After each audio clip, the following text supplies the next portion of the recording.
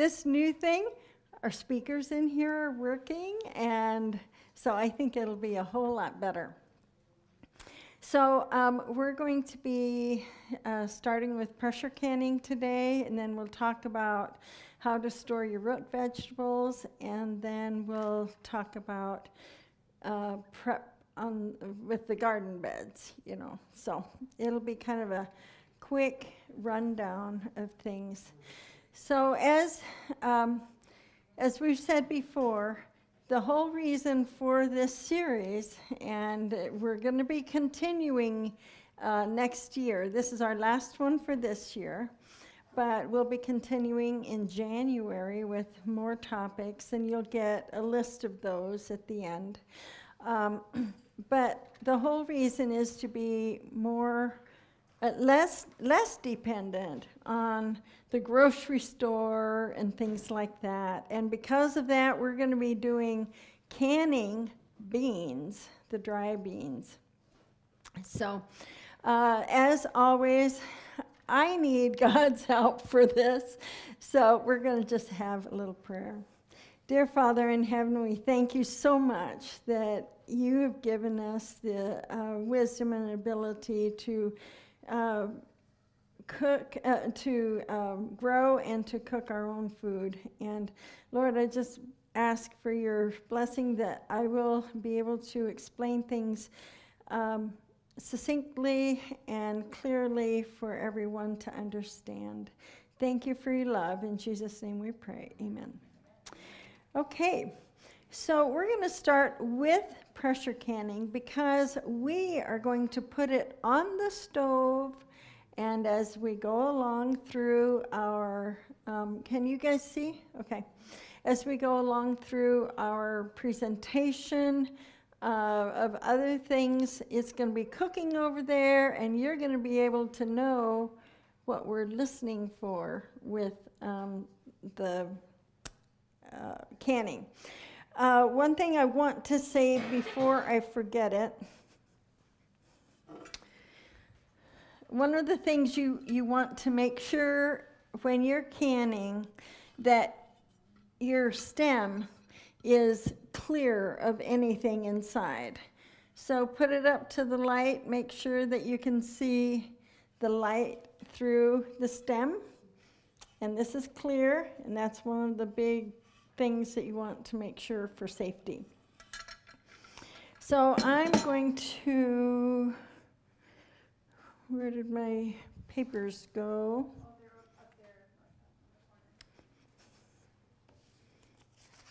Okay, because then I can keep myself on track here. Okay, so first of all, we're starting out with dry beans. Garbanzos, black beans, Great Northerns, anything, pinto beans. But one of the first things you do, and I don't know how many of you have cooked dry beans that much. I grew up doing it all the time in a pressure cooker, you know, just for the meal. So the first thing you do is you sort the beans. You know, pour them a little in your hand before you, and then pour it into your pot.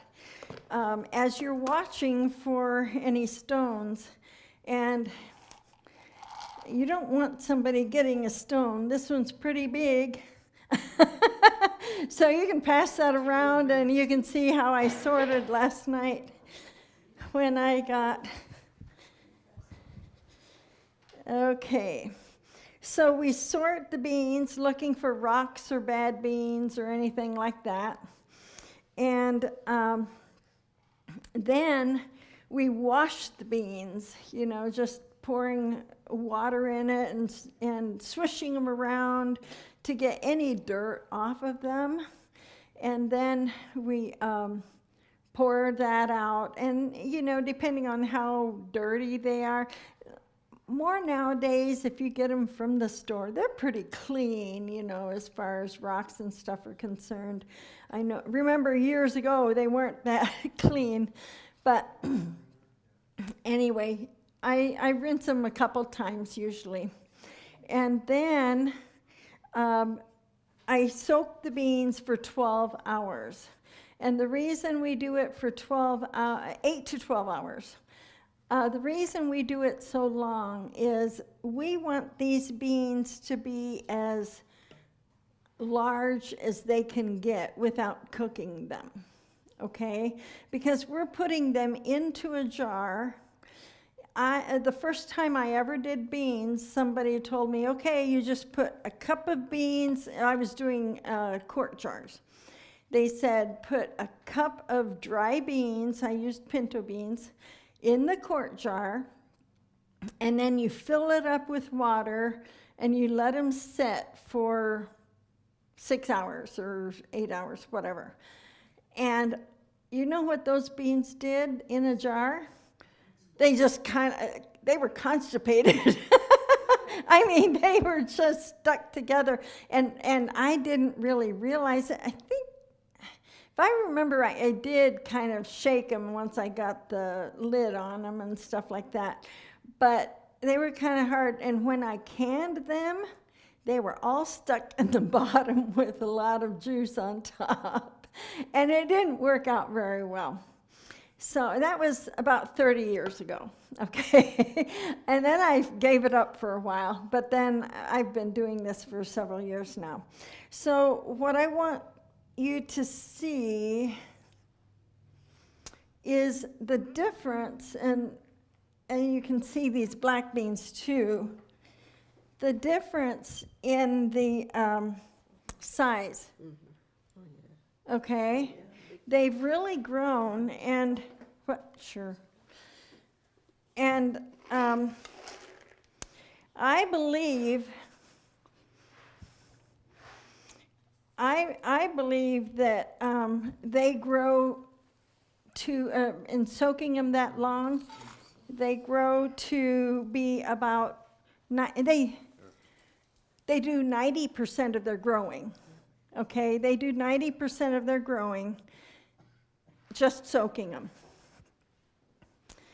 So then, I'll take that, yeah. So now that they are soaked, you prepare your jars. Just make sure they're nice and clean.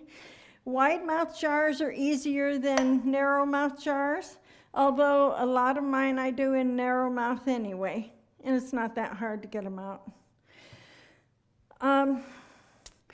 So you prepare your jars, and I like to, when I'm home, I keep them in warm water so that I can put warm water in here. One thing about any canning, whether you're pressure canning or water bath canning, your temperature of your jars needs to be the same temperature as your water, because otherwise you'll have breakage. You know, you think cold and hot, you know, you can break. So now what I do is I fill my jars with, and this is a cup and a half of beans. And I think you guys have that on your handout. I don't know if that's the first page. Or first page, okay. So I usually would have my funnel, but I left it at home because I was using it. And I forgot to put it back in. So anyway, I'm going to put my beans in here. This is a cup and a half of the beans. Now, what I noticed, and it kind of made me a little bit, not nervous exactly, but I noticed that in the wide mouth jars, it looks like it's a little bit higher than it does when you put it into the narrow mouth jars. But it's just, you know, it's wider here, so there's more area, you know, so I think it's just the same. So then you put that in, and then you put in, I guess that was the one I had before. Oop. Then you put a half teaspoon, these are pints, okay? The reason I'm using pints is it takes a little shorter over there cooking, and you'll see a little bit later. But I use a half teaspoon, and by the way, these will make the same amount as like a 15-ounce can. Basically a 15-ounce can, although I fill them a little bit fuller. I like to get 2 cups out of this, the finished product. A 15-ounce can, most of my recipes say 2 cups or a 15-ounce can. If you measure a 15-ounce can of beans, it's 1.5 cups. Okay, so I'm going to do that, and I'm going to do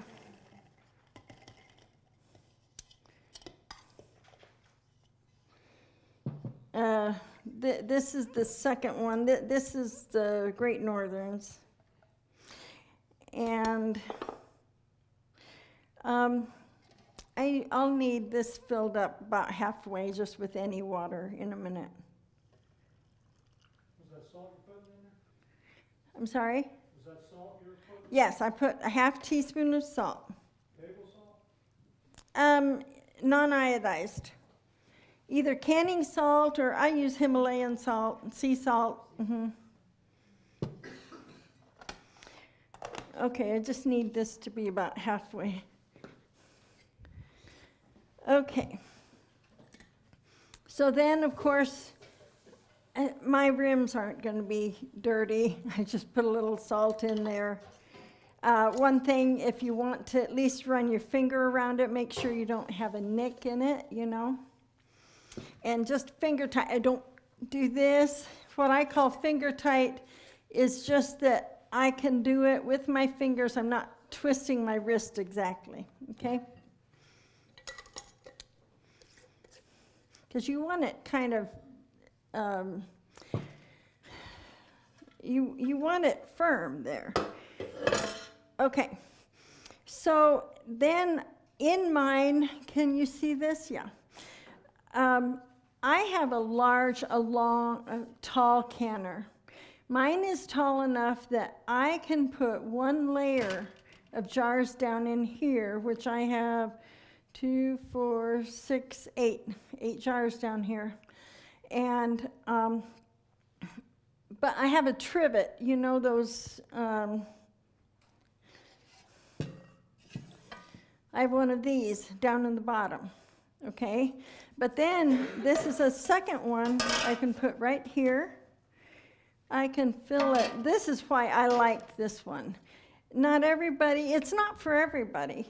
If you don't do as much, you know, then you can have my brother-in-law and sister have one that's half this size. And that does come up to pressure a little bit faster because it's less area. But this one works fine. I like it. So 2, 4, 6, 8, 9.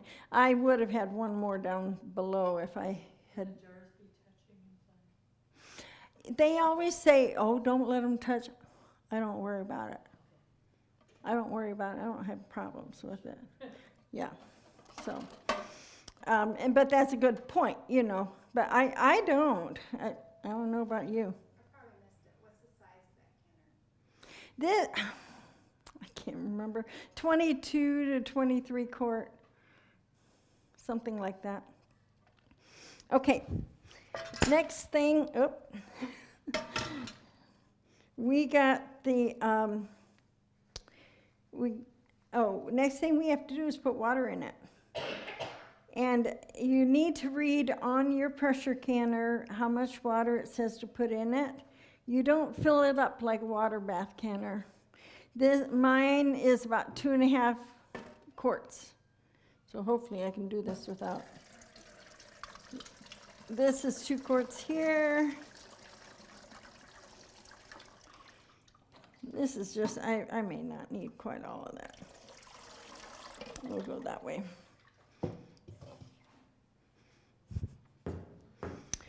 Okay, so that's all the water it needs. Now, in here, I need to have my gasket.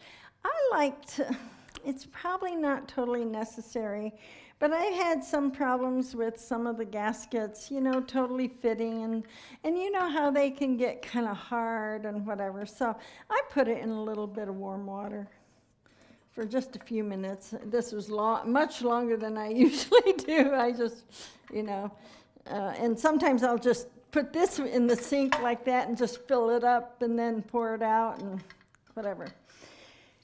So one thing on here, there's a mark, an arrow here, and that has to line up with the side here. And then we'll twist it on. So can you see that? There. Okay. Can you see this little arrow? It's right there, and then we're going to twist it on. That's all. Okay? One other thing we have, we're not going to use it quite yet, is our weight. And you notice this one, and everybody's different. Some people like one that has, like a pressure canner that has a gauge on it, okay? Because they can tell how many pounds and all that kind of stuff, the pounds per square inch. I am not, especially with this, I can do more things around the house as long as I can hear it, okay? So I chose, because I tried 2 different ones before I bought my own. I borrowed one of each kind, and then I realized what I wanted. This was 30 years ago. And so what I do is I put this on the stove, and what I have to do is and this is with any pressure canner, you put it on the stove and you let it let it vent for 10 minutes. It vents steam, okay? You'll see it coming out. Sometimes at first you won't, is it or not? You just do this, and yeah, you can tell. Just quick. But anyway, you want to vent it for 10 minutes because that helps fill it with steam, helps fill the cavity with steam.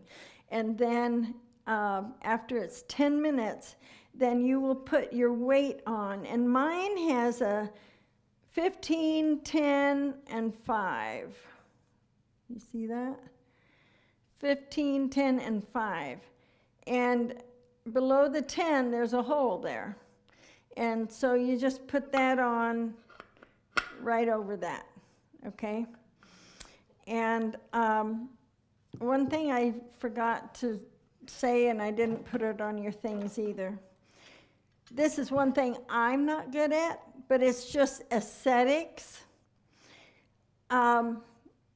As you're cooking things, and you can do this in water bath too. And I'm just not good at it. You put a little vinegar, and I forgot vinegar, so we had some apple cider vinegar here. You just put a splash of vinegar in there, just to keep that white film off of your jars. Some people are super good at doing it. I'm not. Okay. So again, we're going to line that up, get it down there, and then twist it. And now it's on. And David, could I get you to carry this over there for me? Is that okay, or do you need... Okay, we're going to carry it over to the stove. Get it from this side. You don't have to hurt your back. And then put it on high. Probably the front one. Put it on high. And what we're going to be listening for, well, first of all, we're going to be watching for that steam coming up. And Melody, maybe you can help me remember to watch for that. We're going to be watching for the steam to come up.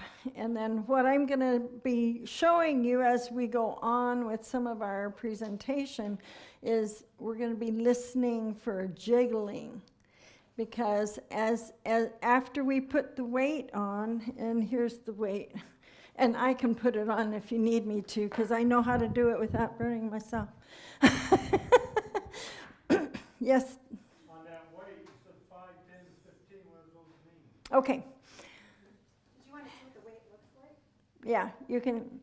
So 5 pounds, I have not used 5 pounds. It's for lower, it's PSI. That, again, is your pounds per square inch. 10 is typically what you will use at our sea level. We are under 1,000 feet of sea level. Once you go up above 1,000 feet, it's going to change a little bit. And you would typically use 15 pounds at a higher sea level. Also, you might have to lengthen your time of cooking at a higher sea level, because water boils at a different different temperature at different sea levels. So now, let me see here.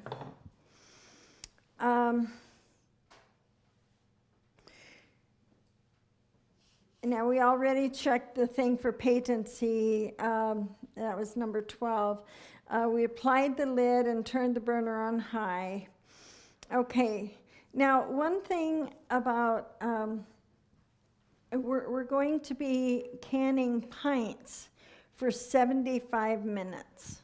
Okay, that's one reason I chose that. We're not going to stay here until the end of it, probably, or whatever, it depends. But I just wanted to make sure that it was a shorter time, because quarts take 90 minutes. And then afterwards, after it's done, and I'm going to tell you this now because you may and may not be here when it's done. When we reach the time, then we will be turning it off, and we will wait until, what I do is the weight, on some pressure cookers you can see that little red thing go down, little red stopper go down, and other pressure cookers you can't. Mine, you can't really. But what I do is, the way I know that the pressure is down, and it takes about 15 minutes after you turn it off, is I just touch the little weight, and if it hisses a little bit, it's not done.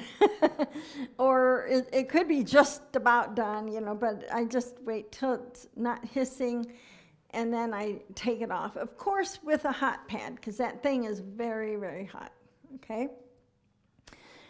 One thing I want you to know, I know a lot of you have kind of some fear about cooking with a pressure canner.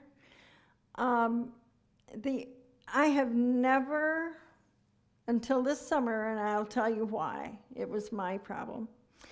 I've never had any problems with it exploding or anything like that. Like I said, I grew up cooking beans in a smaller pressure cooker. Always. We didn't have Instant Pots back in my childhood, and we always did it that way. Now, with a small pressure cooker like that, to release the pressure, we would just carry it over to the sink and pour some water over it. I'm not going to do that with this. This is too big, it's too hot and everything, too heavy. So I just let it sit. It takes about 15 minutes again. One problem I had this summer, it's kind of funny, yet it's not. Sometimes when it's really hot, rather than heat up the kitchen, I have one of those turkey fryer burners, with a propane tank, and I put it out on my patio, on my deck, and cook it that way. I had my husband turn it on for me, and he said, and I was going to turn it down a little bit. He goes, no, it'll come up to speed faster that way. And I went inside to the air conditioning just to cook a little bit of lunch. And a little bit later, he's looking out the glass doors and he's going like, oh, that thing's just blowing out steam. I looked out there, and what had happened was, I should have showed you before I took it over there, that little red stopper, it's a rubber thing, that little red thing had popped out. Now, it's not going to happen in the house because I'm hearing stuff in the house, you know, but this was outside. I was just fixing a tomato sandwich or whatever, you know, and that happened. That thing had popped out, and I went down in the grass around it, couldn't find it. I found it about 30 feet away. At least 30 feet away. David, you know our back porch and where the truck is, it was next to one of the front tire. It was that far away. And so I learned my lesson. Don't leave it. Don't leave it. Did it hurt? No, it didn't hurt outside, okay?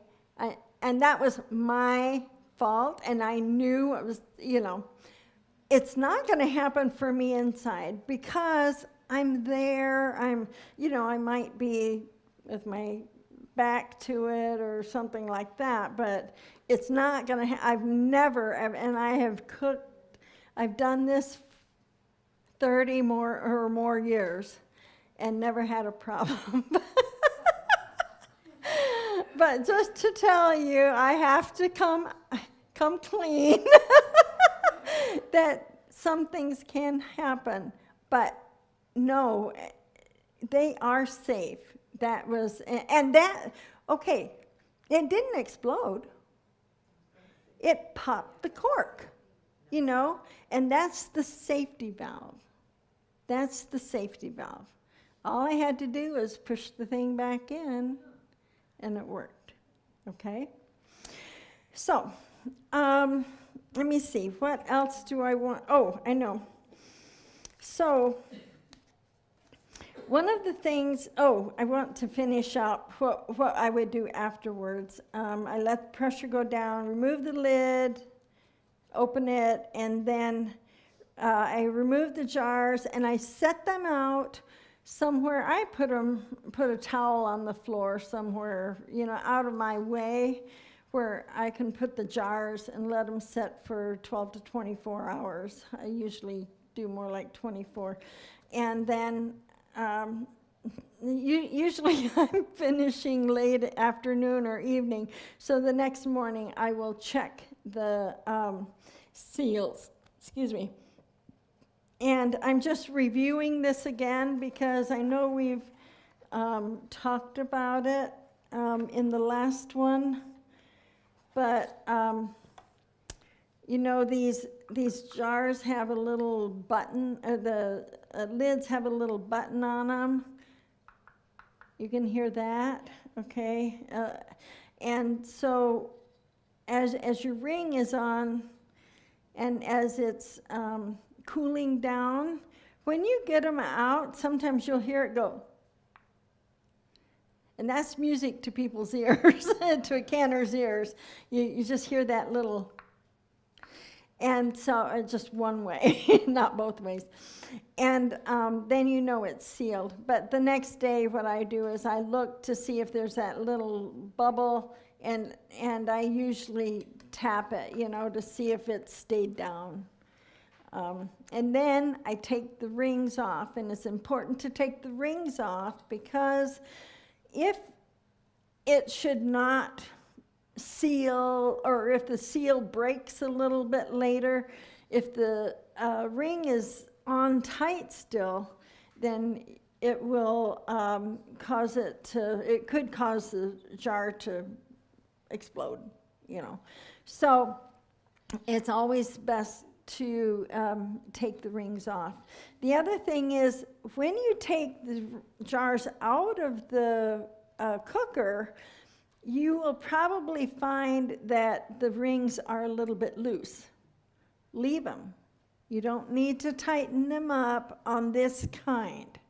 There are other types of canning lids that I'm not going to tell you about exactly because they're reusable and they work a little differently, and you don't tighten them as much. But when you're done and you're taking them out of the cooker, then you got to tighten them up. But that's totally different. And all of the canning jars, the ball, there's all kinds of different canning jars that work the same way, that they'll be loose afterwards. You don't have to tighten them up, okay? And then when you take them off the next day, they're just really loose. So, okay. So then you check the seals, remove the rings, and then you want to mark what's in them. I have some things right here. I have green beans. I can see what's in them. I wanted to show you these green beans. These, I did some this way this year, but this happens to be from last year. And then I did some this way. I found somebody told that you could put a 50 milligram tablet of zinc in the jar. Before, in the water, I kind of fill it up halfway and then put the tablet in or stick it down farther.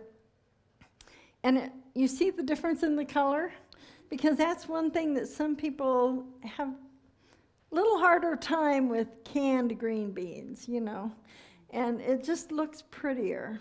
So it helps retain the color. That was a new thing to me this year. And then what I wanted to show you, I have some black beans here, some Great Northerns. Afterwards, you can see them when they're finished if you'd like. I have garbanzos here. I've done them in pints. Again, the pints are basically the same as your 15-ounce can, okay, from the store. What I like about canning my own beans is when I make a recipe, like the other day I made a chili, you know, and it used 3 cans of beans and a can of corn and a can of tomatoes, 28-ounce thing of tomatoes. Yes? Mm-hmm. I canned corn, and it came out caramelized. It didn't come out that yellow. Can you use the zinc tablet the same way? This is slightly more golden. Mine was, it was like a creamy.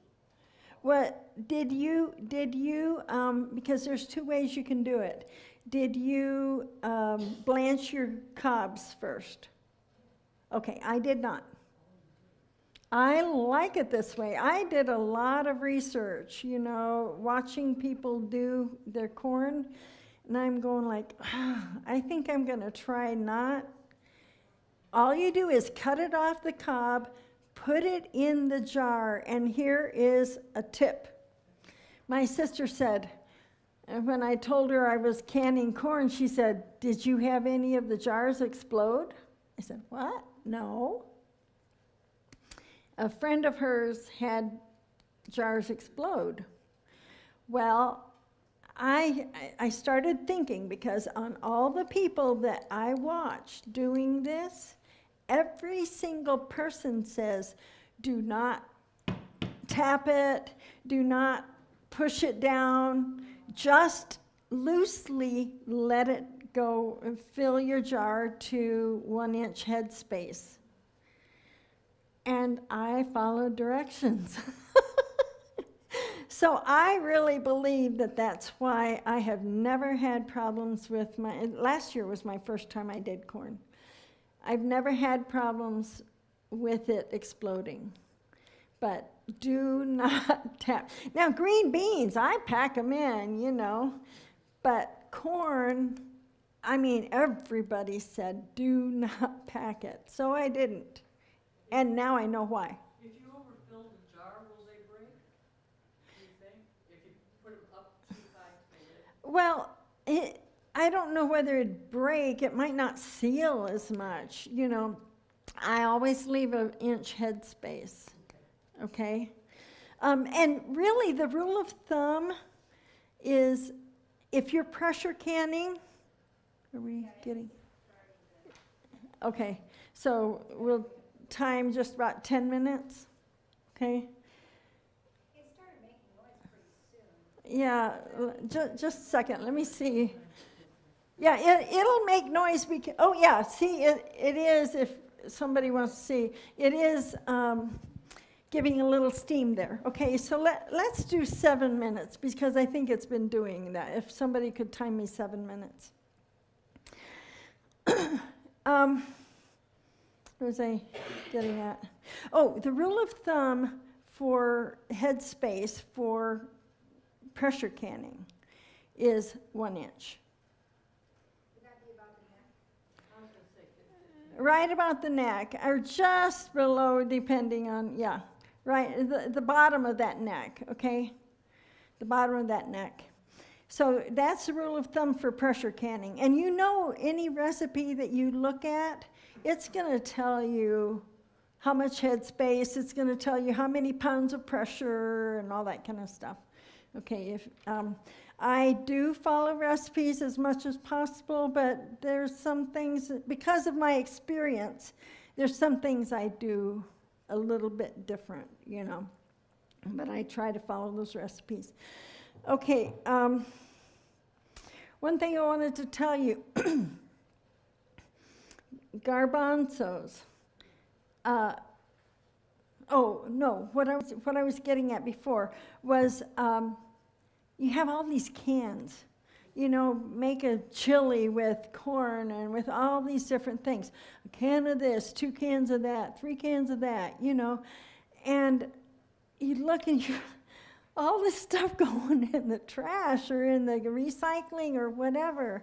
And I'm going like, well, I can do it like this. And the only thing I'm throwing away is the lid, So I have found this is what I really like to do. It takes a little basket going downstairs and putting all these jars in a basket to take up to make my recipe, but hey, it's kind of fun.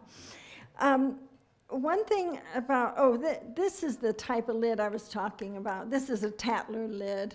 It's a reusable. I don't recommend them for people who are new at canning. They're a little bit of a pain, but I got them in 2020 when there weren't too many lids available, and sometimes right now I use them just to save my money because lids cost 30 cents a piece, So, but they are a little bit harder to use. So, I want to, where did that go? Oh, up at the top, up at the very top of this front page. How do you know how much to can? One thing that I have found, and this is my own measuring, trying to figure out how much, I've determined that 4 pounds of any bean, 4 pounds of garbanzos, 4 pounds of Great Northerns, 4 pounds of black beans, is basically the same volume when they're soaked, okay? I don't know. It doesn't totally make sense to me, but yeah. So you can mix the beans actually to can them? I have not tried that yet. Okay, I'm just wondering. I'll put them in the jars together, 2 kinds in there.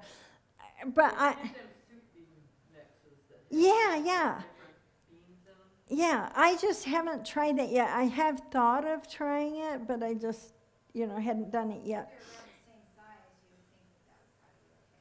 Yeah, but garbanzo is harder than the other. But then again, you have soaked them all the same.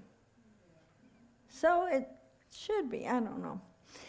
Anyway, but one thing that I found is that if I have 4 pounds of soaked beans, it will make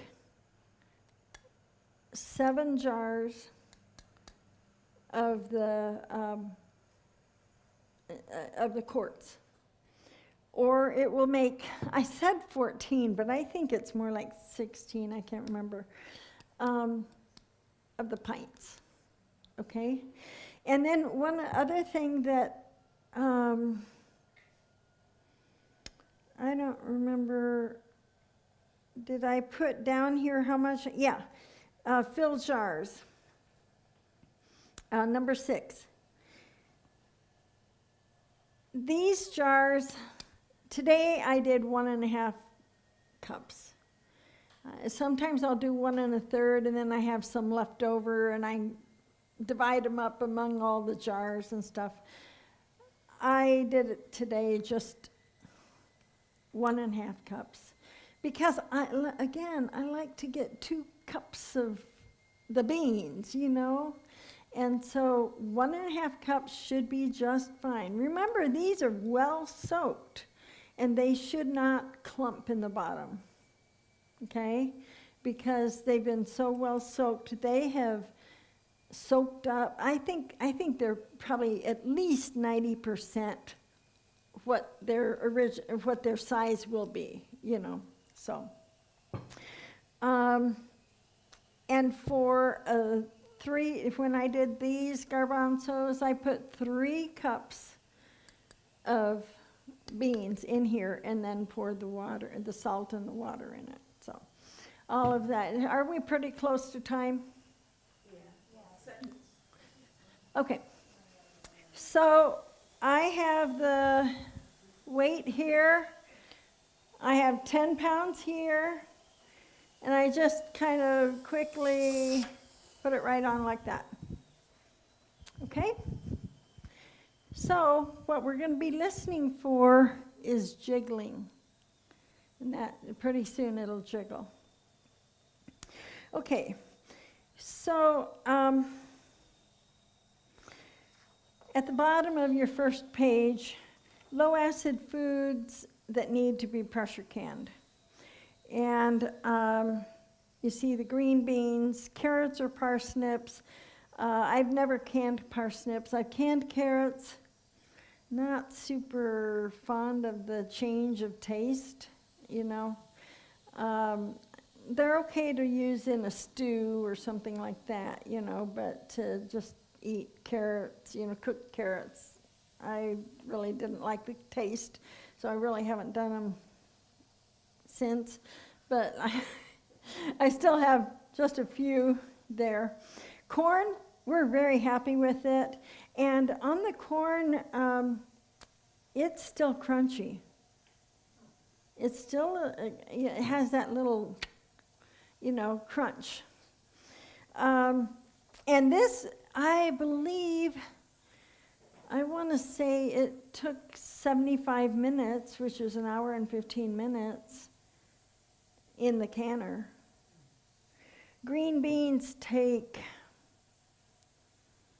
in pints, I think they take 20 or 25 minutes. Look it up.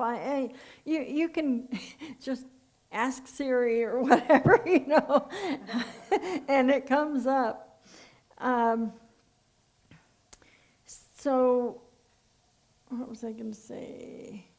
Okay, corn, dry beans, we've gone over all of that. Beets, I usually pickle my beets, but if they're not pickled, then you would need to put them in the pressure canner.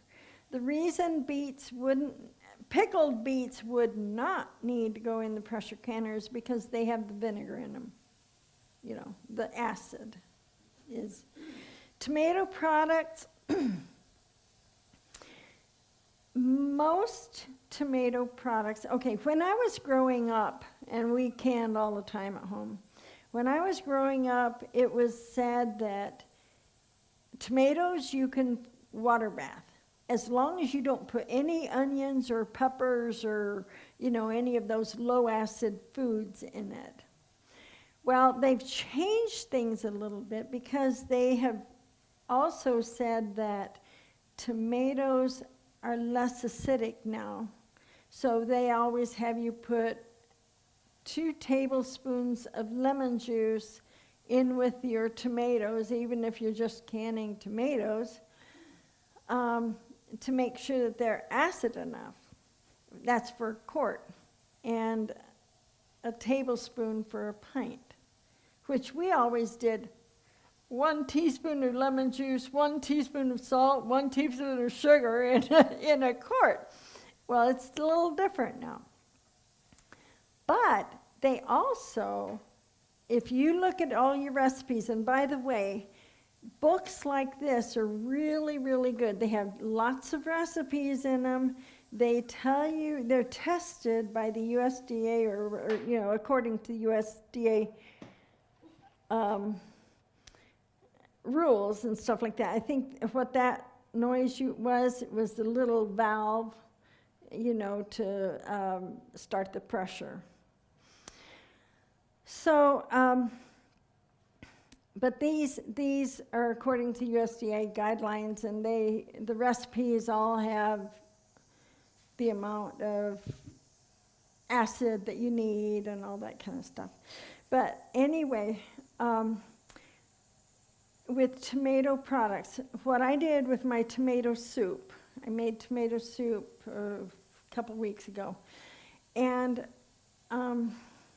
in order not to add a lot of acid, because I didn't want to add a lot of acid to that, and I had put in celery, carrots, peppers, garlic, all those things in. And so I did, the recipe I used told you how you could add. Hear it? Okay. That's music to my ear. Now I'm going to, can somebody time me, wait a minute. Okay, it's 10 minutes till 5 about.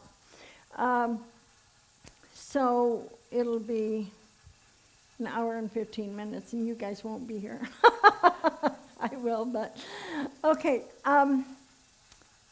But what I did with the tomato soup, the recipe said you could add acid, citric acid or lemon juice or whatever, and then you could water bath it.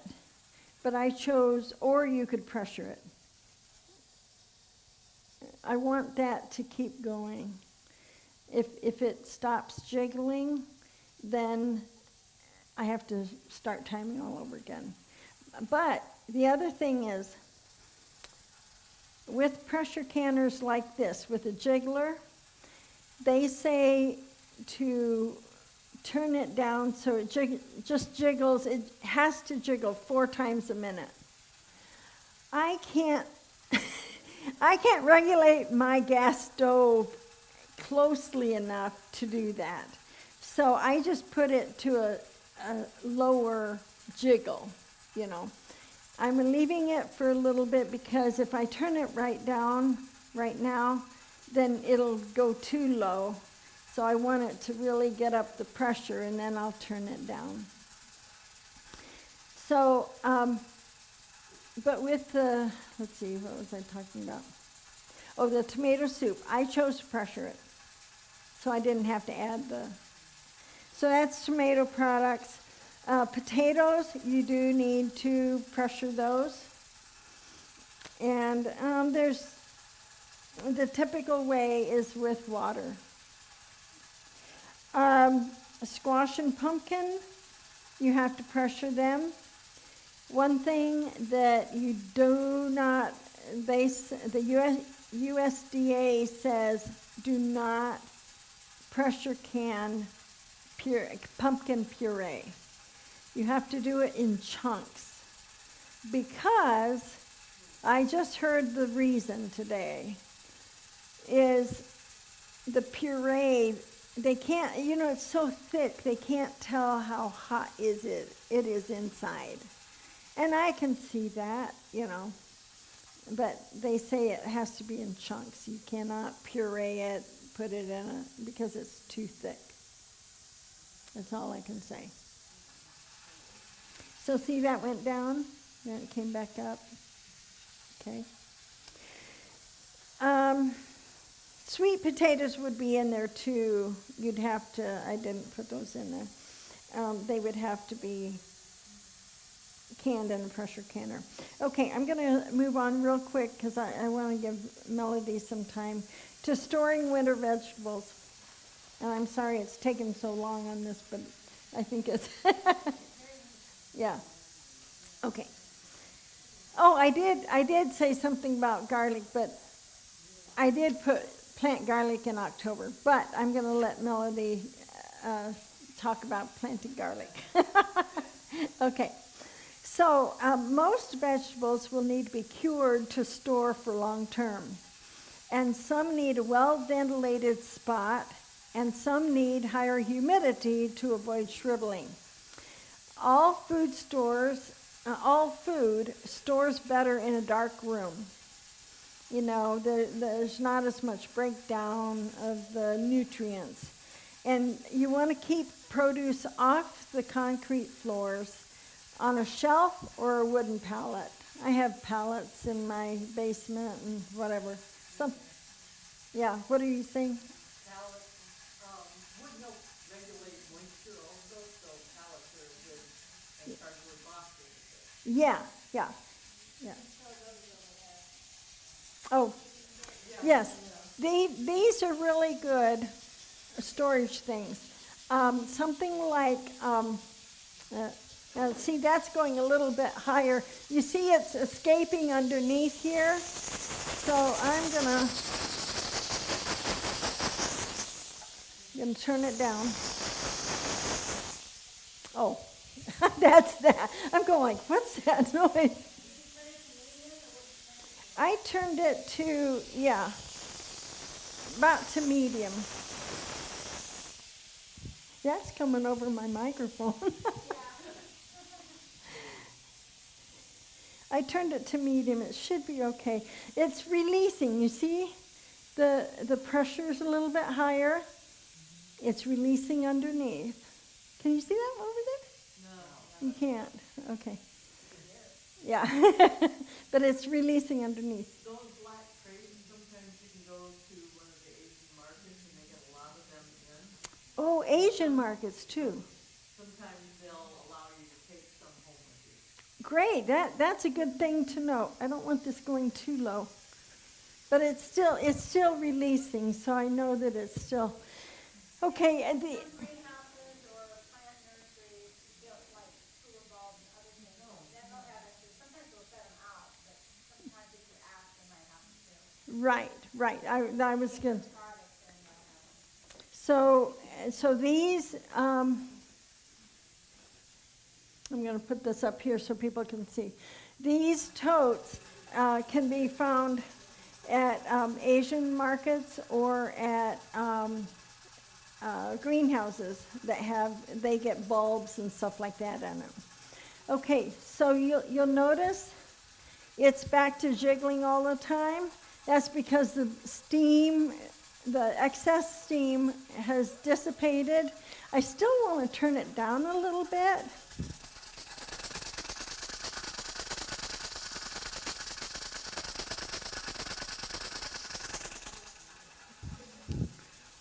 I still want to turn it down a little bit. I just want you to see now it's kind of going down. I want to keep listening. Yeah. Okay. So now onions, garlic, and apples or ripening fruit should be stored away from root vegetables. Now, I've heard some people say, I don't worry too much about that, and other people worry a lot about it. And that's because the onions and the fruit, the ripening fruit, release the ethylene gas. And you were talking, yeah. Mm-hmm. and which lessens the storage life of the root vegetables and squash. And I got that information from Oregon State University Extension Office. Okay, I have that, something to ask. mhm. The glass top stove, can you can on a glass top stove? Depends on who you're talking to. Okay. Most of them say, a lot of people say no. I've seen some people who do because they have researched their particular model, whatever. Yeah. Oh, yes, yes. So the question was, can you can on a glass top stove? I'm going to turn this up just a tiny bit. And Melody, do you want? See, I don't want that going too far without jiggling, okay? Gotta, otherwise, they say if it stops, you know, for very long, you have to start all over. Okay, just a second, I'll come back to you, yeah. Oh, yeah. Mike, can you turn the hand mic on, please? Okay. Okay, so we have an induction cooktop, which is a glass stove. And what I've been told, and those can be pricey, so you don't want to mess with those a lot. But prolonged heat can damage them and shorten their life. Okay. So there's a couple of things I've done. I love her idea of being outside. I have done that a couple of times. And if I was going to do this, I would definitely not do it on a glass stove because it's longer than water bath. Yeah. Okay. And the water bath, I can get by with it in short increments. I have to make sure I take out my lower drawers so that the fan can cool it. Oh, okay. And then I have a type of pad I actually stick on the burner with induction that's designed with induction, which keeps the heat a little bit off the surface. Okay. So I'm hoping that will prolong the life, and so far it's done fine. But I remember reading some things where they said that it can definitely shorten the life of an induction cooktop. And a plain glass one, I'm not sure exactly, but Yeah, I've heard of them. Burning They the- say they might break or fracture. yeah, and if you have any kind of a space to open up below so it's getting fresh air instead of you're not really supposed to have drawers underneath those anyway. But if you do, take the drawers out so it can breathe. And I wonder if you open the oven door on a regular stove, if it would cool that top. yeah, possibly. Yeah, but you can definitely do what Martha does and have it somewhere else. Yeah. I did buy electric water bath canners that are just plug in somewhere else, so I could do most of it that way. But I have started using the steamer, which is short, which doesn't have as much to heat up, not as much time. The steam canner on that. Use a heat plate then, electric heat plate too. Yeah, you probably could. I, But probably not those, because those are like 75 minutes or more. Yeah. That would probably be really. yeah. And I've heard a lot of people who use the Camp Chef one. It has two big burners and it's tall like this. Yeah. That'd be perfect. I got mine way long a time ago. Okay, we have another question over here. Can you give that mic to her, please? This isn't on canning, it's on carrots. And it says here that parsnips, they get sweeter with a few frosts. Is that the same with carrots? Yeah. Carrots Okay. will get. I've got some in the ground right now, so I just wanted to know. Yeah, I was going to say that carrots. I have a story, and I won't tell the whole thing because it's a little bit gross. But I have my uncle used to do carrots in the ground, and he had the best carrots. And one year he told us, he asked me if I wanted some, and he, gave me some. But then they went to Florida before Thanksgiving to visit family, and he said, well, feel free to go out and pull some more. And right around Thanksgiving, my brother-in-law was here from South, and we went up there and we pulled carrots, and they were perfectly fine and very, very good, but I won't tell you the rest. Okay, so, so I made this little table out here, and I hope it's pretty self-explanatory. It tells cure time and temperature. So like potatoes, 10 days, well, I put 10, and then I found 7 to 10 days, and I didn't get that corrected. Anyway, 7 to 10 days in the dark. Potatoes need to be in the dark because they will turn green. Y'all all seen that, yeah. I should also say, That, don't forget with your potatoes to leave the dirt on, don't wash them off. Yes, yes. I mean, you can brush dirt off once Yeah, they've, and that's over here in yeah. the And- right and side. Did you mention where the dirt, where you let them sit for a while before you brush off the dirt? I didn't really Because say it that. can take the skin off. Yeah. So, a few Yeah. days Yeah, sitting. and potatoes have a real thin skin a lot of times when I like that a little better. You hear it jiggle every once in a while. Okay, potatoes will, it'll take off the skin if you brush it away too soon. So let them dry out. A lot of people let them dry out on the top of the ground for just a very few hours, then take them in, and then, cover them or whatever. I covered mine with burlap. I put 2 layers of burlap, and I had them on a cardboard that was on top of in an open garage, on top of a pallet.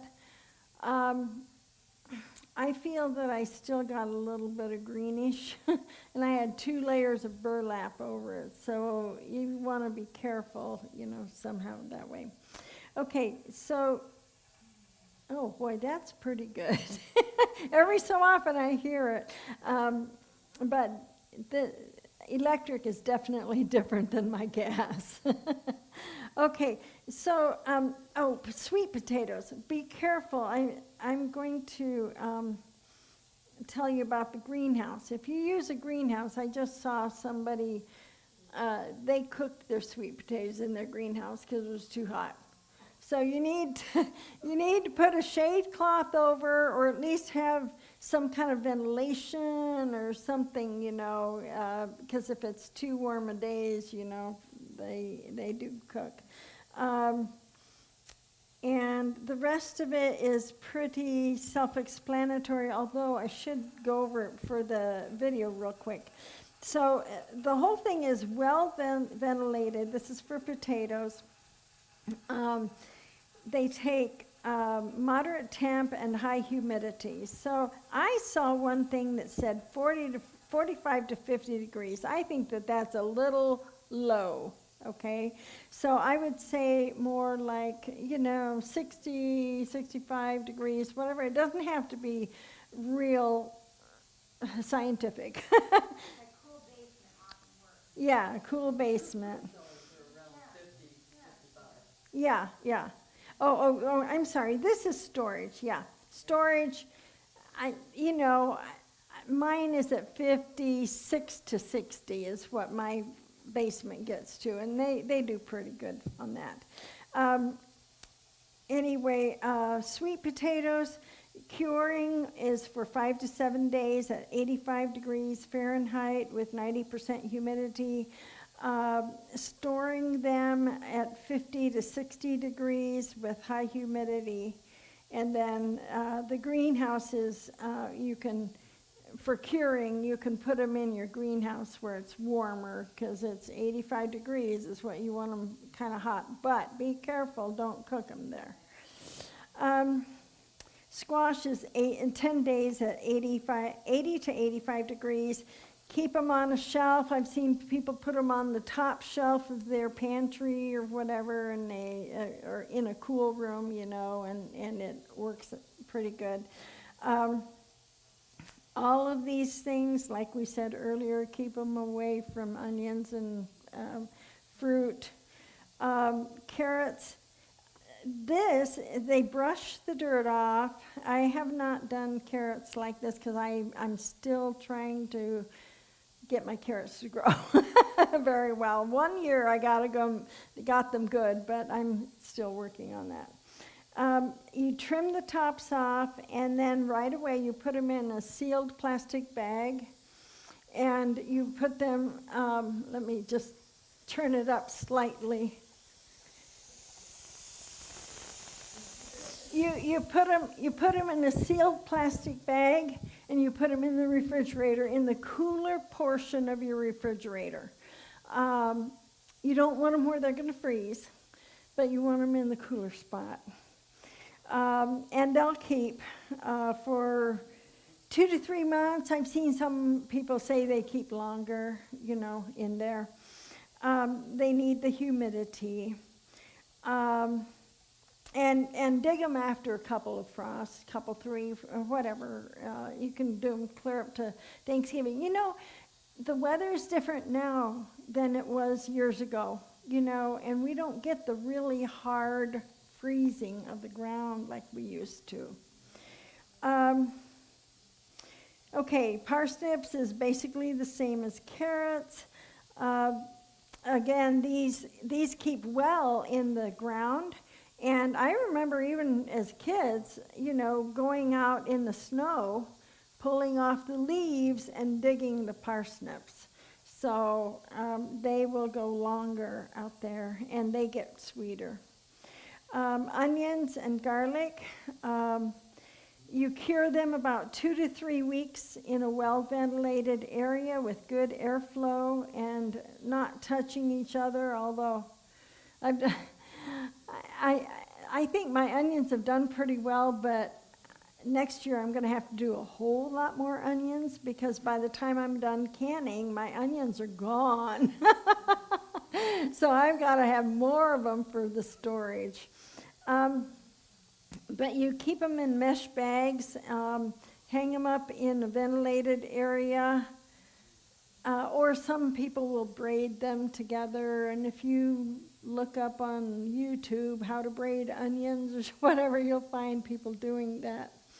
And you want the skins to harden, and the stem of the onion should be dry by the time, before you store them away. And then you just trim above the stem, about 2 inches high or whatever, and then you trim off the roots, hair-like roots. So, okay. So then what I did here, I just want you to know, I gave you all the canning recipes we did before, but I added some after the vegetable broth. Then I have links to some more recipes. Some recipes for green tomato relish. You just have to look and see which one you want, because whatever it has in it, or I think that stuff I may have to just take home and redo it. In fact, do you want to just turn it off? Yeah. And then I put a recipe for green tomato curry. Why did I put so many green tomato recipes? I just finished picking my green tomatoes. I have 125 pounds at least. Yes. What?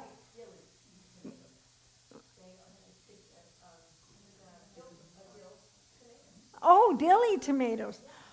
Oh. I'm going to have to.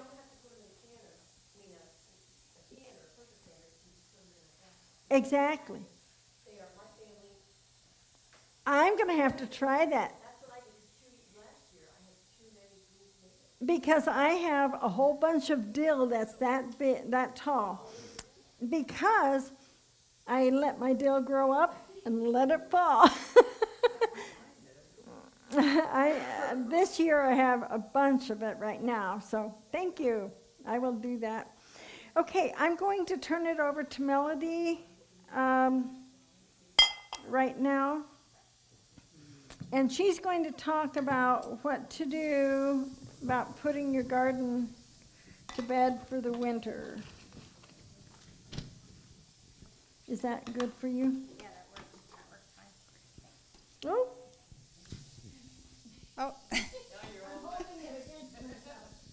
All right, one thing I'm going to give you good news about is on the sweet potatoes and squash, because I don't really have a way to do that moisture and high heat. I don't have a greenhouse or something. I discovered that you can kind of get a similar effect if you're patient. My sweet potatoes, I'll often leave them at in my main foyer, which is about 70 degrees. In those, I have a place off of the foyer that I can just stack them. And I just leave them there for about probably 3 weeks or so, and then I take them down to the basement, which is 60 or 65, and it's just whatever the moisture is in the air. And then they do fine. In fact, my sweet potatoes usually last all the way through until I can start doing new sweet potato shoots and get ready to put them in the garden. So I was very happy to see that. And maybe not all varieties do that, but for me, it worked out, and I didn't have to do the high heat and high humidity as long as I was patient. Okay, and I think in my squash, I haven't had any problem doing the same thing with my squash. So they usually go straight to the basement. Okay, so what I'm going to talk about is actually kind of a fun thing, getting ready. This is actually a good time to start getting ready for the next year in your garden. Basically, like we just pulled almost all our produce because it was supposed to possibly be freezing tonight. So everything we want to keep is out of the garden for the most part, except for I still am dealing with some sweet potato things. So, so usually I pull my sweet potatoes before it frosts, but I had something unusual happen this year with them, and so I'm doing something different this time. But basically, so the way I usually handle the closing out the garden is once I've done my last harvest, you clear out all the debris, move it to the compost pile, or where you're going to burn it if you don't have a compost pile or somewhere. But usually you want to get it out of the garden because pests and diseases can overwinter in the vines and the stems sometimes. So, but I do something a little different than some, although it's becoming more common. Instead of pulling out the roots of the plant, I cut them at the ground. And that leaves the roots inside the soil so that the microbes can still enjoy them and eat them. And they will take out almost all the root. By the time spring comes along, you may have the little tough stem part that never was in contact much with the soil. And then that's just a lift. It's not much of a pull. There's a little bit, but most of the fine roots are gone by then. And it doesn't disturb the soil, and all the little worms and all the microbes, they have all their little pathways undisturbed all through the winter, and it gives them something to eat. So I'll leave that, but everything else I'll clear out. And let me make sure I'm getting everything on here. So the next thing you're going to do once you've done that is we're really basically prepping it for next year, so that all you need to do is just flip the cover back and plant if you want to. So so you're going to be looking, are there any little weed trees or any other weeds that are deep rooted that are hard to get out that you need to get out of there now? And those I don't cut at the base. I actually dig those out if I have to. So I don't know if you've ever seen what it's like to have a mulberry bush find its way into your garden. If you leave it, you'll regret it because it's a lot harder. It'll be 4 foot tall by the next year. And those roots are super hard to pull out. So, or burdock or something, or if you have bindweed, get on top of that right away, and you'll want to dig all those roots out if you can. But otherwise, in general, So, and then you can prep your bed however you want to, and then you cover it. If you're opening a new spot, this is the perfect time. So let's just say you've got a spot in the yard where there's grass. So again, you're going to look and you're going to say, is there a bad weed in this area? And that you will remove. But if it's just grass and simple weeds, you just can mow that down so it's flat and low. And then you can cover it, and within about 3 months or more, it's just dirt under there, usually. So, go ahead. Yeah, that's my next one. Good question. There's a lot of options, actually. So, let me go through my sequence here because it depends upon different situations. So let's just say you're opening up new ground for a completely new garden, and this is the perfect time of year to do it because it will be less costly to you. Because if you do it in the spring, you're going to end up also needing to bring in more compost. So if you do it in the winter, that soil is going to be getting prepped and ready, and you can actually use the ground soil and just add some compost like a fertilizer when you're ready to start. So basically, let's just say you've just removed any really bad pesky weeds or little bushes or little wild raspberries, whatever. You've removed that. You've mowed, and now what you can do is you can sometimes people will like to sprinkle like some of their kitchen scraps over that area, but technically there's enough. See, people forget that there are soil microbes that need to eat. So if you just cover something for a long period of time, they're going to use up what's under there, but then what are they going to eat when it's gone? So you won't have as many of them if you wait too long with a covering. But over the winter, you're not going to have as much activity because it's cold, so that should be okay. But it's when things are going strong and gangbusters, if you have covering on too long, that can cause a problem without having something under there for it to eat. So anyway, so you've cut the grass down low, and you can cover it with landscape cloth. A lot of people use this now. I don't know if you've ever seen this. And then you can use staples to secure it. And this is more official, if you're really a heavy-duty farmer and want to have very little coming through. Now, the downside with that is if you let plants die on it, it will turn to dirt, and then things can still grow on it. So you have to keep them swept off. So, but the easiest thing would probably be something like cardboard. Just make sure that it's not painted cardboard or that shiny stuff. Because when that breaks down, first of all, it won't break down as well, and it's not good for the soil. So, but just regular plain old cardboard. And if you wet it, it'll contour better to the soil.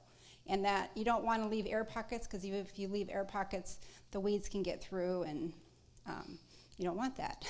So what I do is I'll throw a bunch of cardboard, a pile of cardboard, and I'll just put the hose on it for a few moments, and then I go do my garden prep, and by the time I'm back, it's kind of a soggy cardboard. And then I just pull it into place where I want it.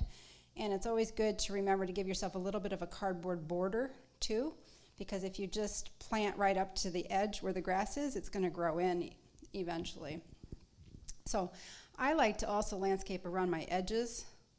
It makes it easier for me to walk the path, and if I need to mow, I can mow over part of that secured down and not have it close to my garden and trying to get into my garden. So it gives me a little bit more time. So whatever you put down, you're going to need to secure it because the wind can take it. So landscape cloth, it's often that you have these staples that you can kind of push down into the ground. Or you could use sandbags to weigh things down.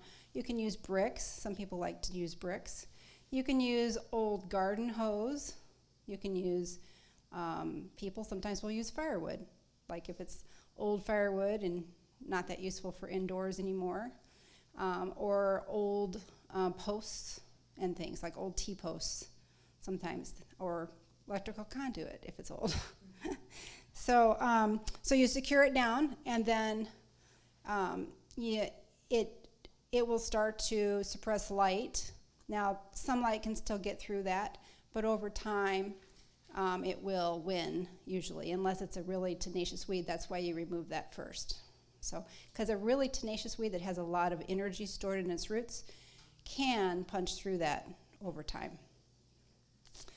So, and then it's kind of fun to see what happens when you move it away in the spring after being there all winter, because it usually looks just like bare soil ready to go. So what I do when I start my spring garden, if I've got too busy in the fall and didn't get my garden ready, I always clear it out, but occasionally I don't have it prepped. I'm working on getting that better. But then I just prep it in the spring. As soon as the soil can be worked, I will prep it, whether I'm going to plant in it or not. You know, if you have cold hardy plants like, you know, snap peas and cilantro and some of your like kale and beets and carrots and things like that, you can get it in earlier. But I will prep the soil at least, and then I'll cover it again. So I'll maybe pull it apart, so we're switching from the one of prepping a new soil over grass to now we're prepping an actual garden bed that you already been using.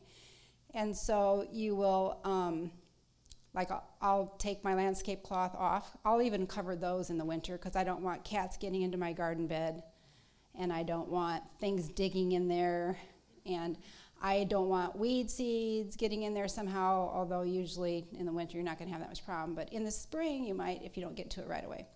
So anyway, I'll pull that back. I'll put whatever amendment I want to put in there. So it could be, if I know I've got 4 weeks to 6 weeks before I'm planting, sometimes I'll even do like a little bit of compost kitchen sometimes, but a lot of times you can just do regular compost. And I should talk to you about some of the definitions. So compost, sometimes people are confused by what compost is. And so compost is not just any old dirt. Compost is actually broken down kitchen scraps or plant matter, usually. And it's been broken down until it's mostly dirt. Sometimes you'll see parts of it still in there. And it has a lot of microbial activity going on, so it's alive. So garden soil is pretty good, but it doesn't have as much nutrients as compost does. And so a lot of people will use compost like an amendment on top of their soil, their garden soil, before they plant in it. So, and you can get that at your local municipality oftentimes. I don't know if you've ever been there, but where they pick up the leaves and take all that, they'll often compost all that down, and it's actually fairly good quality as long as they don't allow people to put, as long as they don't do trash bags into the compost, because sometimes you'll get a lot of plastic that way. So that's one thing I'll do is when I open my spring bed, or if I do it in the fall, I'll throw some compost down across it, maybe that much, not a lot, just to get it down. If I'm going to put anything else in there, like alfalfa meal for a little bit extra fertilizer, or alfalfa chips, you know, like the horses eat, you can do that because that's a nitrogen. Some people will use coffee grounds, but if you're going to do coffee grounds, you want to do them well before you're going to plant, because it needs to start getting incorporated in the soil and breaking down, or it can burn your plants. So I'll do that, and then I'll cover it again, and then when I'm 4 to 6 weeks later, when I'm ready to plant, I'll pull it back, and it's pretty much ready to go, unless I think it's compacted too much, and then sometimes I'll broad fork it. You know, you could put just tines down just a little bit, not a lot, because you don't want to disturb the soil a lot, because a lot of times people don't realize it, but there are little pathways all through there, and there's lots of worms and lots of microbes, and if you disturb it too much, it can reduce their numbers and their efficiency of how the networks are all working together. It's actually pretty cool what happens. So, and then after I've planted my transplants, I do seeds sometimes, but I usually do transplants that I start early, like in February, March, something like that, in my house. Maybe some of you start your seeds in your house. Well, we run a farm market, so harvesting gets started in February 1st. Oh, yes. And it takes forever for it to germinate. So you do onions then? Oh, yeah, we do onions So- in January. Oh, onions are so much nicer when you start them from seed, because that's how you get the size. So anyway, you know, I start. So when I start it, I pull that up and I do the amendments, and then I cover it again, getting so that it's covered and protected until I actually plant. And so when I plant, I put those transplants in. They're already good size. My tomatoes are often like this size. And then I water them in, and then I'm going to put something around them like a mulch. And for me, the mulch I like to use is aged wood chips. So I don't know if you've heard of using those, but I like to use them. And then usually by the end of the year, they are fairly spent. And so when I prep my garden beds, I'll often pull them back with a rake. Usually I'll put in like maybe 2 inches around the plants. And then, but by the end of the year, they're getting down quite low. And I'll just rake with maybe 1 or 2 rakes off to the side so I'm back down to the soil, start that, and then when I plant in the spring, I put new wood chips in. And so what I like about wood chips is they do so many things for the soil, and they need to be aged, and they need to be natural if you're going to do it, because you don't want them to be dyed or anything like that. And you want them natural because they're less expensive. Again, you can get them at your local municipality oftentimes. So, and oftentimes it can be free if you're willing to shovel them into your own bins and take them that way. But if you have a trailer, sometimes they'll charge you something to put them, to load them with their big their big buckets or whatever. So what's nice about that is it insulates the plant. It gives it lots of moisture. So once I've got them established, once I've watered them in, I don't need to water them very much after that. So unless we have some kind of major drought, those wood chips hold a lot of water. So it's actually pretty fun. And then, of course, all of those fungus and stuff that happens in wood chips is helpful for most plants. And of course, I've got fruit trees, and I plant between my fruit trees. So I might have to change that soon because they're finally getting bigger. So when I planted my fruit trees, I planted them dwarf, and I planted them 20 feet apart. And so I figured put something in between because that's unused space. But now they're starting to get closer. So A lot of people are putting comfrey around their fruit trees because comfrey provides a lot of micronutrients. yes, yeah.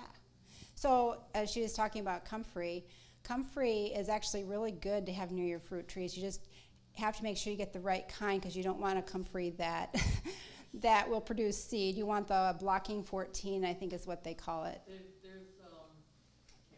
it's Fissionale. What we grow just comes from roots. There's no seed production. Okay. So how far do you like to put it from the drip line?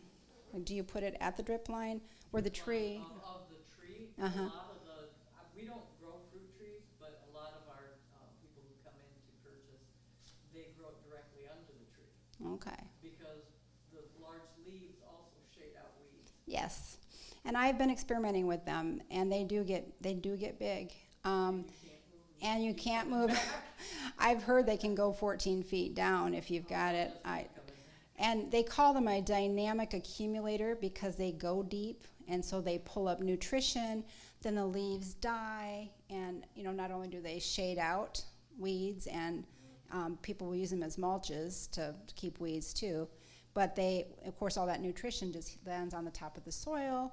Then the critters come get it and take it down into the soil, and this process starts. So it can be, and plus there's medicinal benefits too. So, so I think that's about garlic. I think was the last thing I wanted to tell you about real quick. How many people here have done garlic before? Yeah. So garlic, like potatoes, are well worth your time to do because it's you just stick it in and just let it go. And it's a very easy thing, and it's going to go over the winter. So this is actually one of the best times to plant garlic. And it's nothing fancy. You can even buy garlic from the store and use that garlic. So anytime now, as long as the soil can be worked, you can stick it in. So I didn't bring a demo garlic, but you know how you've got the bulb.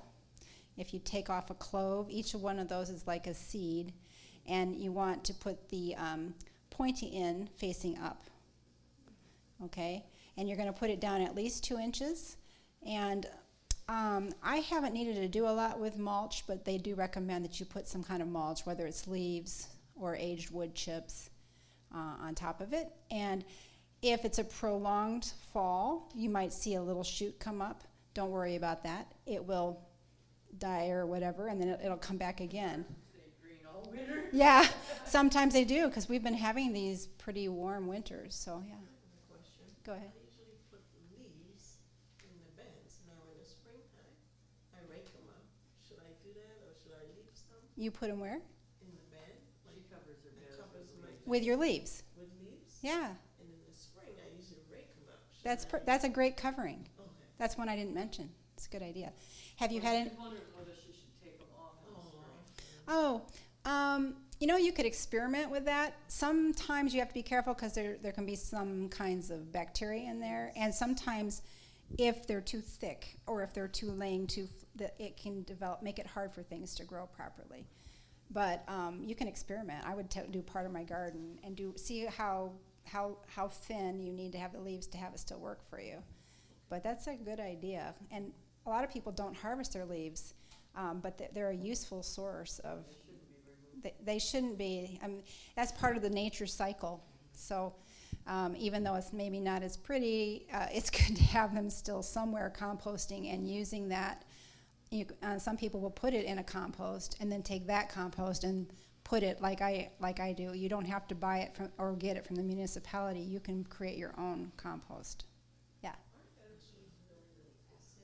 What's that? Not all of them.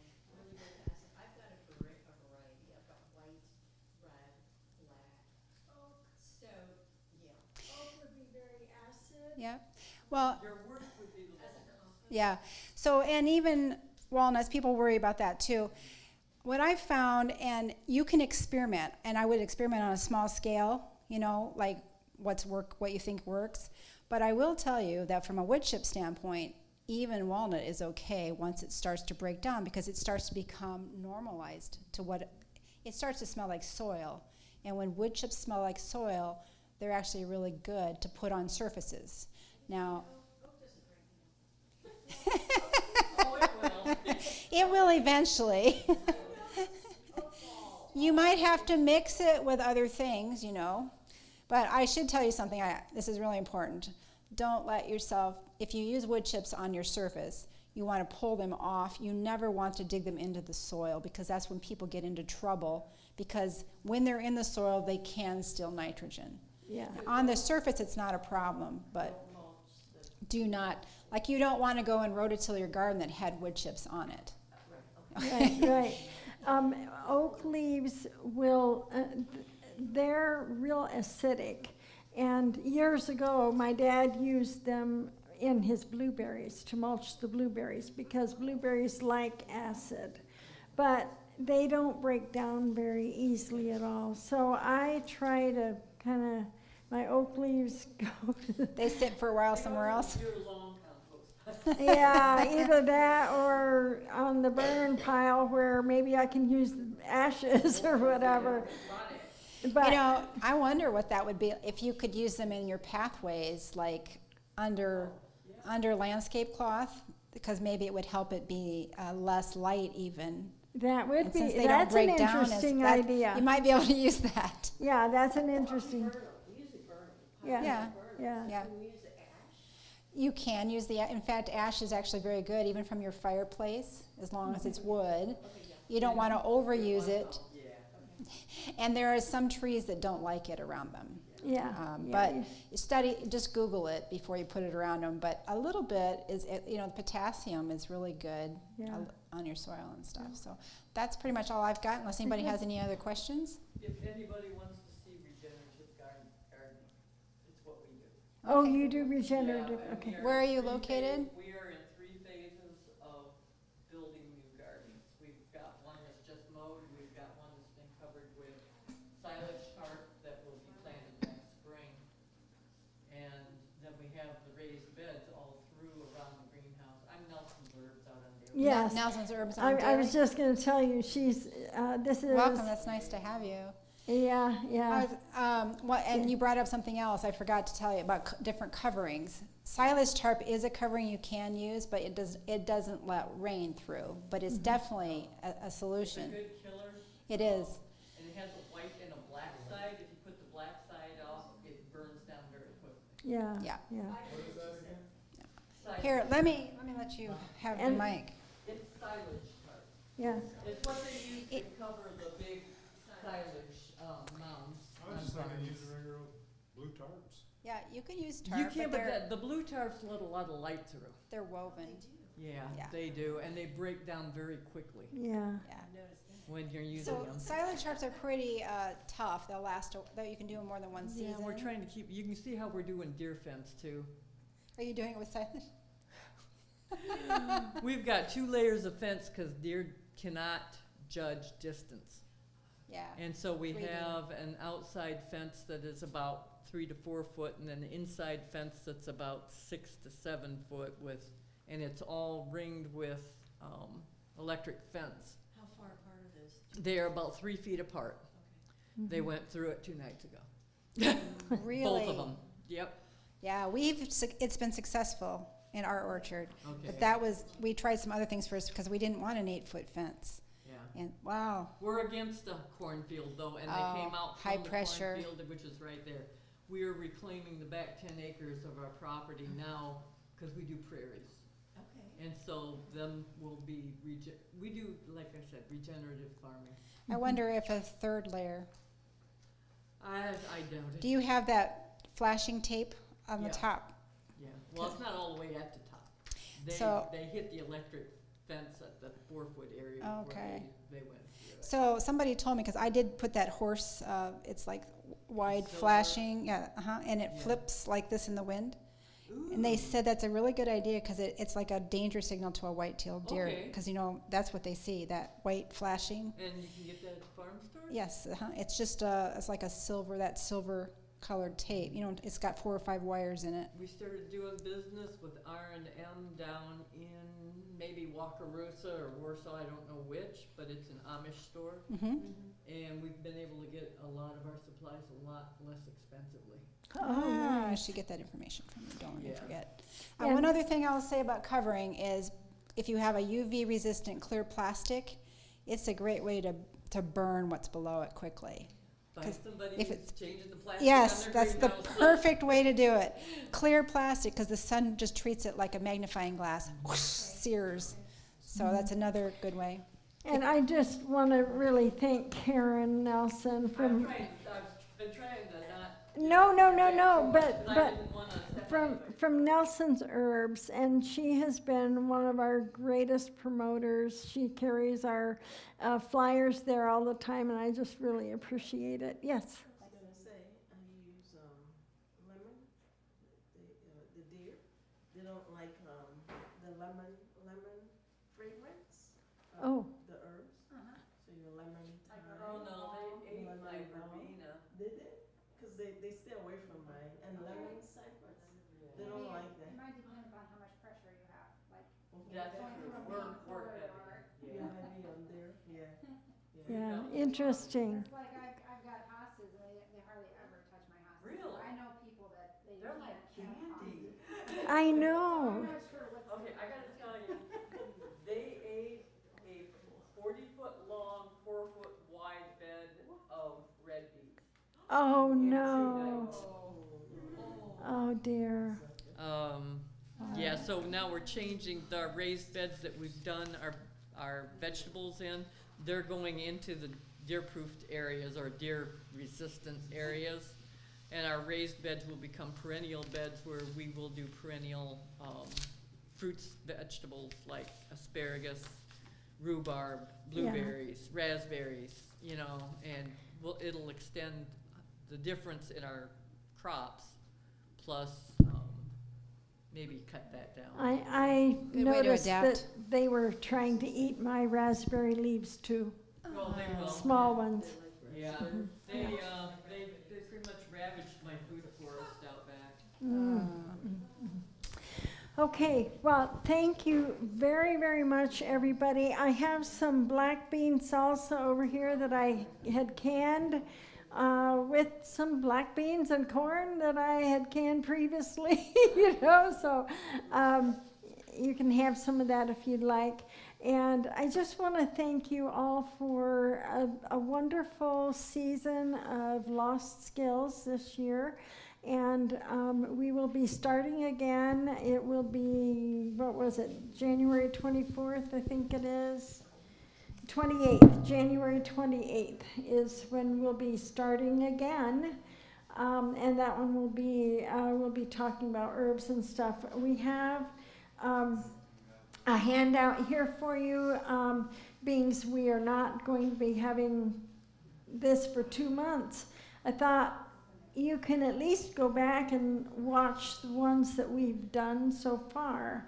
And so we have on here a playlist for 2023 and how you can get them. Did these ladies get it up here? And then also it has the topics for 2024. I do have to say that hopefully we won't be changing it much, but Share this out on Facebook? no, I don't have it out on Facebook. Well, may I, like, Yes, you take a may. picture of it and? Yes, you and may. share it? Okay. Yes, you I wanted to may. make sure it was okay with you. Yeah, that's fine to put it out on your social media if you want. I am not on Facebook myself. There's somebody who comes to this church, and I have asked her to try to see if, because apparently in the past we've had a Facebook page, but nobody knows much about it. So she's going to try to get it started up again, and then we'll be able to get that up. If they need any help, Okay. I've done it. Okay. Well, the problem is somebody else had done it, and then trying to find the password and all that kind of stuff. So, okay. Very good. Okay. Thank you again, and God bless you all for the next 3 months, and help yourselves there. If you have any questions, let us know. Oh, there's a post survey I forgot about. If you could fill out that survey real quick, and we will give away, how many people do we have here?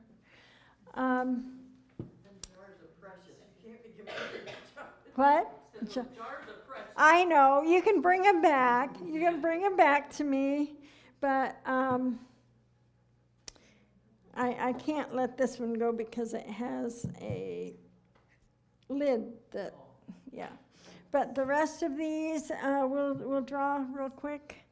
If you can put your name on them, please, and then we'll draw. Find something to draw with.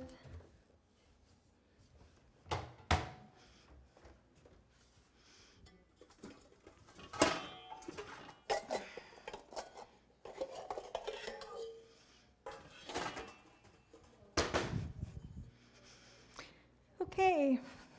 Anybody do you have your thing ready? Did you did you need a pen? I gotta go get a pen. Okay. I wanted to thank you, Martha, for doing this because it helps the community feed themselves. Yes, That's what we have to work together to do. exactly. We have to work together to help people help themselves. That's Yeah. why, and that is why also we try to give plants to the community garden Yes. every year. Mm-hmm. And anybody has any questions on gardening or that they would like to contact us on, we'd be more than happy to help answer your questions. We're putting in about 1,200 heads of garlic, by the way, in the next week. Wow. What is your number? I'm Nelson's Herbs out on Daly Road. Huh? Nelson's Herbs on Daly Road. Yeah. So if you Google Nelson's Herbs, it'll have the phone number there. My phone number is 574-215-8212, and my name's Karen. Sally, you haven't had a chance to do that. If you fill that out, so for drawing. Oh, wait, no, did she not give her one? No, I got here late. Oh. I had 2 trains. Oh One in no. Edwardsburg and one in Castle. And it was both the same train. Oh dear. Okay,